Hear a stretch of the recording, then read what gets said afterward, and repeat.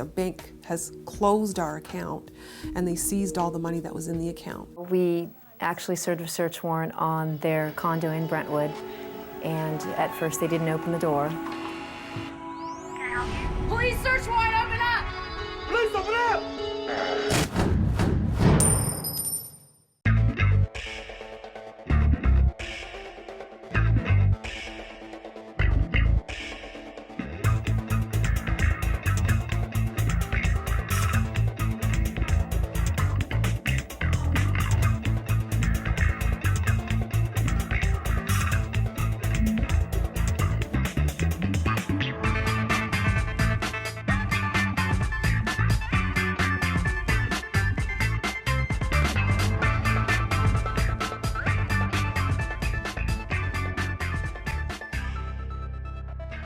Well, hi there, I'm Tom Natchu. Welcome to this edition of Fraud Squad. Now, who thinks twice about carefully using their credit card, especially when losses due to fraud are generally insured by the credit card company itself? Well, if it's happened to you, you know that it can be quite an ordeal just to get through the reversing of the transaction, and you might not even notice the theft if you're not checking your card statements diligently.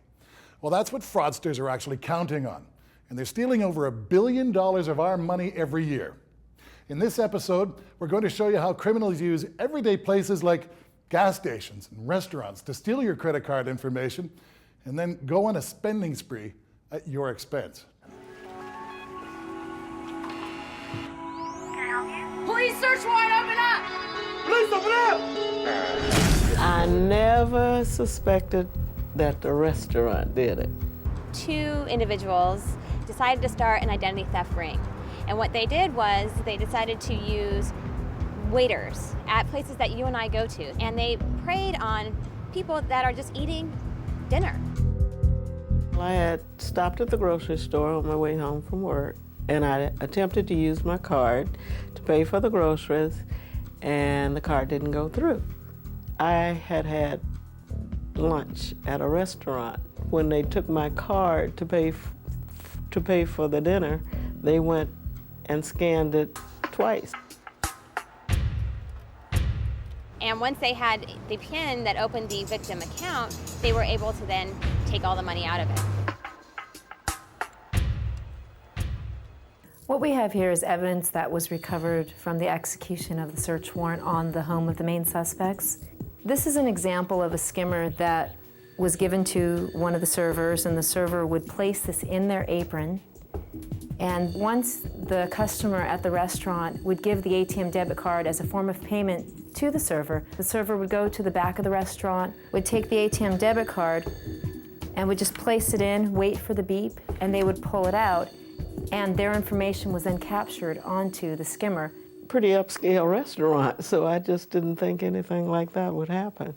They had software which they would take their own ATM debit card and put the victim's information on the back.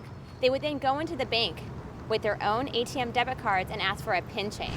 They did go to the bank, deposited a check, and then withdrew money from the check. They were making counterfeit checks, and they would write the victim's name on the check. They then recruited very attractive women to go into the banks to inflate the balances with these counterfeit checks.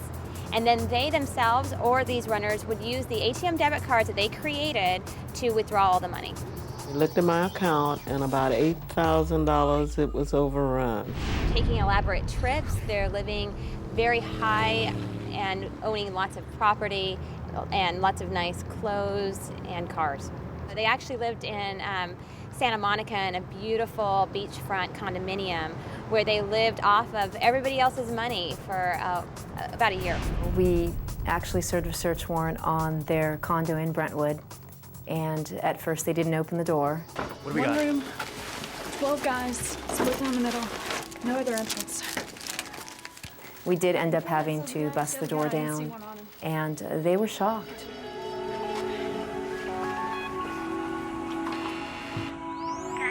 Police search warrant, open up! Police, open up! How many people do not shield their PIN when using an ATM or debit card terminal? 6%? 28? 60 or 92%. Astonishingly, 60% of us don't hide our PIN when we're at the bank machine.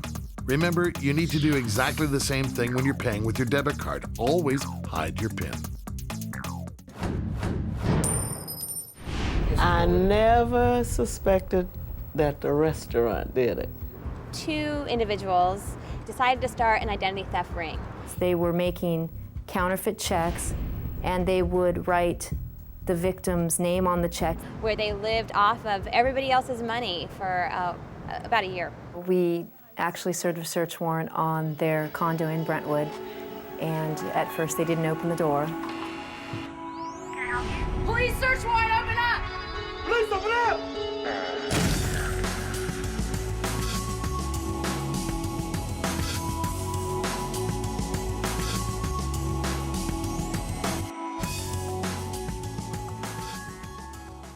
The 2 ringleaders, Matuzovic and Messagru, were from France. They came here and decided to prey on American victims and live the American dream through crime. We were able to bring money laundering charges that were brought by the IRS. We were able to bring mail fraud charges that were brought by the United States Postal Inspection Service. And we were able to look at their immigration status since they're from France because ICE was involved. We have 2 fugitives in the case. One, Shannon Camille Smith. The other is Yassine Albouri, who is a French national who is out of the country and has never been brought to justice. Unfortunately, in the United States Attorney's Office, we are often presented with fraud cases such as this with skimming devices. Therefore, the public needs to be put on notice that when they use their credit cards or debit cards, they need to be aware of where they're using it and to keep track of their account information. In this case, individual customers were the victims. They don't know what's going on, and they have to deal with going to the bank, proving to the bank that they weren't the ones that did this. Everything stands still because then you start getting, your bills become due and you can't pay them because you have no access to your account. Your accounts are available, so you can see to make sure that nobody's having fraudulent charges or taking advantage of your credit cards by looking at your statements online or calling your bank. A new customer going into the bank should ask the bank agent or whatever they're called, should ask several questions before you put your money in the bank so that your money is secure and that if something does happen, how are they going to protect you? Here once again with fraud prevention expert Craig Hannaford. Craig, these guys made this kind of identity theft look pretty easy. Is it as easy as it looked on that piece? It is very easy. You know, the technology and the tools that criminals need to pull this off are readily available. That's why we have to be very, very careful with our credit cards. You shouldn't let your credit card out of your sight, when you're in a restaurant. The woman in our story was fairly diligent. She did whatever she had to do, and yet still she was defrauded. Could she have prevented this? Well, it's pretty hard. I guess the best thing to do is make sure when you do get your credit card statements that you check the statements to make sure that all those charges are actually, real. And if they're not, you've got to call your credit card company right away. They'll investigate and they'll reverse those charges. In most cases, they will reverse the charges, so it is a good reason to be diligent, not only while you're shopping, but while you're looking at your bill. Don't let your credit card out of your sight when making a transaction. If you see a merchant swipe the credit card once in the credit card reader and again in some other device, report the incident to your credit card company immediately. Always check your credit card statement to ensure all the charges are legitimate. If they are incorrect, report this to your credit card company right away. Check your credit history regularly to make sure that there are no bogus entries. If you see any incorrect information on your credit file, correct it immediately. Make sure you shred any personal information before you put it out in the trash. Consider subscribing to a credit monitoring service that will warn you about any attempts to open bogus accounts in your name.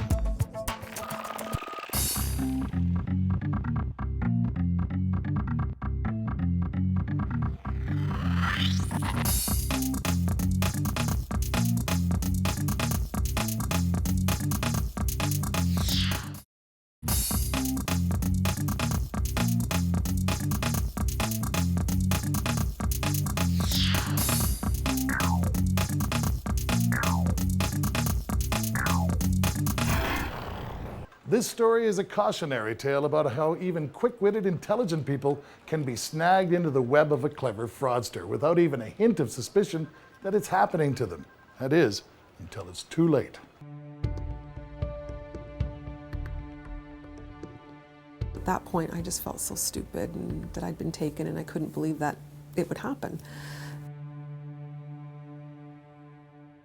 When I was quite young, about 14, I watched somebody make an arrangement. I was fascinated. And I'm one of the lucky ones because I said to my mom, I said, this is what I'm going to do. This is what I want to do. When you create something, you stand back and it's like, wow, I did that. That's very satisfying. It was January 2nd, we came into work and I found this email, and it was from Pastor Benjamin. He needed some gift baskets and some wreaths for his church anniversary. I emailed him back and I asked him to call me to make sure that what he wanted was correct. This fraud basically was perpetrated from Ghana, Africa. There are no jurisdictions on the internet. It's worldwide, it's instant contact, and there are no borders. Within minutes, he was on the phone. Hi, Rosanna, how are you? Yeah, okay, so I'm gonna need 300 gift baskets and 300 wreaths. Because it is a larger order, we do need payment up front, and that wasn't a problem. He sent the payment through with 4 different credit cards. It actually went through our POS and went into my bank account. So I physically had the money in my bank account. That's when we started ordering baskets and chocolates and wreaths. He actually paid for the shipping charges with credit cards. I, in turn, took that money and went to Western Union and shipped the money to his shipping manager. The first amount was $1,500. He called back the next day and he said, I forgot about the taxes. Can you ship over the taxes? Sure, no problem. He sent me the money. I went back to Western Union, shipped that over.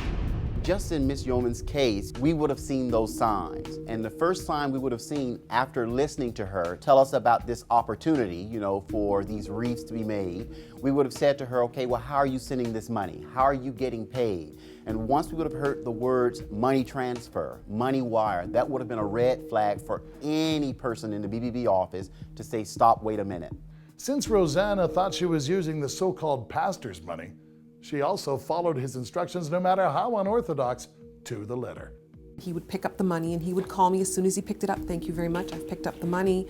The next day, he ordered some more, so the shipping charges were more. The next amount was, I believe, around $2,300. The next amount was over $5,000. It was $5,600 or $5,700. Again, he paid me the same routine over and over. My bank manager called me and said, something's really fishy, it's not sitting right with me. I didn't believe him. I thought, no, he's being a great manager, he's just being cautious. I didn't feel that feeling until the next day when I found an email from a gentleman in Amsterdam from ING, which is the credit card company. Basically in the email had said, you've started receiving orders January 1st for large amounts, don't ship them, it's all fraudulent cards. After the products were purchased and all of the shipping charges and taxes were paid, the total amount that Rosanna was responsible for when it was discovered that the credit cards were stolen, a whopping $44,000. Randy Drum. What had happened was when Rosanna had realized that she had been victimized, she started to become concerned about any fallout that might come her way. She contacted her lawyer's office and a friend that worked in the lawyer's office. That person, through our past dealings, contacted me and said, can you take a look at this and see if we can help Rosanna out or see who perpetrated this fraud against her. I asked him questions about his church only because I had interest in it, and he answered all my questions. Every question I had, he answered. There was a Christ the King Cathedral, but there was no Pastor Benjamin Wallace, who this gentleman said he was. It was very upsetting. Rosanna's an honest person. She's a hardworking person. Within her business, I know that she was struggling, and to deliver that type of news to a good person who who's been victimized like that is very difficult and very upsetting. We called our insurance company. Our insurance company only covered 3,000 of it, and we're talking about 44,000. Unfortunately, it happens all too often. Sometimes consumers are innocent, sometimes consumers are simply gullible, to the scams that are, put upon them by someone who's looking, to take advantage of them. Officer Drum, he, took a report, so at least now I had a police number, so that when I went to my wholesalers and said, look, I've ordered, 300 baskets and 300 wreaths, this is what's happened, and I hopefully wouldn't get stuck for all that product. A lot of it was already shipped here, so it was already delivered, and a lot of it was food product, so that I was stuck with. Because Rosanna never actually saw the credit cards and never witnessed the signature, she has no recourse. She's on the hook for all of the money lost. The bank has closed our account, and they seized all the money that was in the account. She counted on that money in order to run her business, to support her family, to pay her employees, who in turn were coming to work expecting to be paid. I remember being there on a payday, and Rosanna was extremely upset over the fact that she had to pay her staff, and the money wasn't there to do it. And she was trying her hardest to facilitate. So it's just not isolated to one person. It has a ripple effect in terms of other people and in terms of time. I was a wreck for a couple of days, a lot of, like I say, a lot of tears.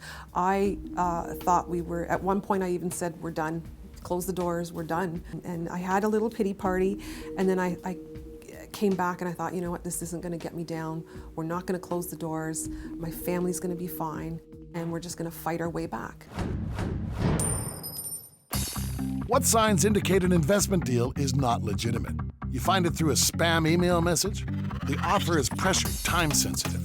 The investment is low risk with high return. It's such a hot tip, there's no time for documentation. Well, all of these are signs that the deal might not be legitimate. Fraudsters use high-pressure tactics to force you to make a quick decision with little or no information. When it comes to investing in anything, take the time to really understand the opportunity. There are no jurisdictions on the internet. He would pick up the money and he would call me as soon as he picked it up. Thank you very much, I've picked up the money. Consumers are simply gullible, to the scams that are, put upon them by someone who's looking, to take advantage of them. It's just not isolated to one person. It has a ripple effect in terms of other people and in terms of time. And then I came back and I thought, you know what, this isn't gonna get me down. We're not gonna close the doors. My family's gonna be fine, and we're just gonna fight our way back. The local police knew that they simply could not get justice for Rosanna, so they advised her to take the story to the media. As soon as she went public, my phone started ringing. When the article was published, I emailed the article to a floral organization, and they posted it on their website. And I don't know how many emails they sent out, but I know how many phone calls I got. And there was other victims that called that were almost victimized but weren't because of the fact that the story was carried. And one gentleman had contacted me, and he had gotten involved with the same people to the point where he had obtained money through stolen credit cards unwittingly. And the money was deposited in his bank account, and he was just about to wire it through to the individuals when he heard about Rosanna's story. And he immediately stopped the transaction at that point and was able to get the money back to the credit card companies. I owe another $22,000, so it's still a hard pill to take, but that's where we're at now. A lot of tears, not wanting to get out of bed, but now I'm back, stronger than ever. We're here with fraud prevention expert Craig Hannaford once again. Craig, is there anything that she could have done either before the transaction or during the transaction which would have helped her out in this situation? Well, she was in a difficult situation, and particularly small business, they've got to be very, very careful when they're dealing with credit card transactions over the phone. The best advice I can give is you have to actually see the credit card. You have to verify the signature on the back, check to make sure that that card isn't stolen. Do everything that the credit card company says you have to do. And if you do those steps, you're likely covered from any fraudulent activity. Oh man, though, but every pizza that gets ordered, every floral arrangement I've ever ordered, I've done it on the phone. You see, it's hard because credit card companies, they may not know if a credit card number has been stolen, and that number is now being used by a fraudster. So it's not only the consumer that needs to show due diligence. If you're a small businessman, be careful what you do with credit cards.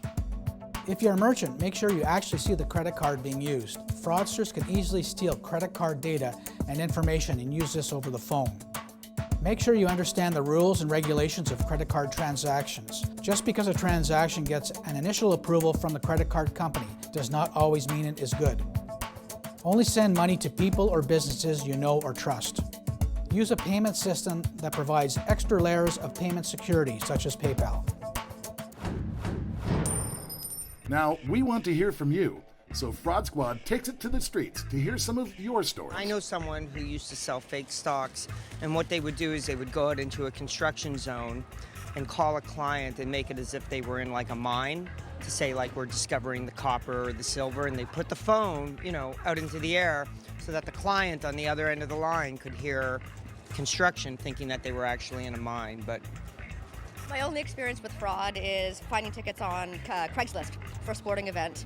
Transfer the money to the guy, $60 or $80, whatever it was, waited for him to email me the tickets for the game, and they never happened.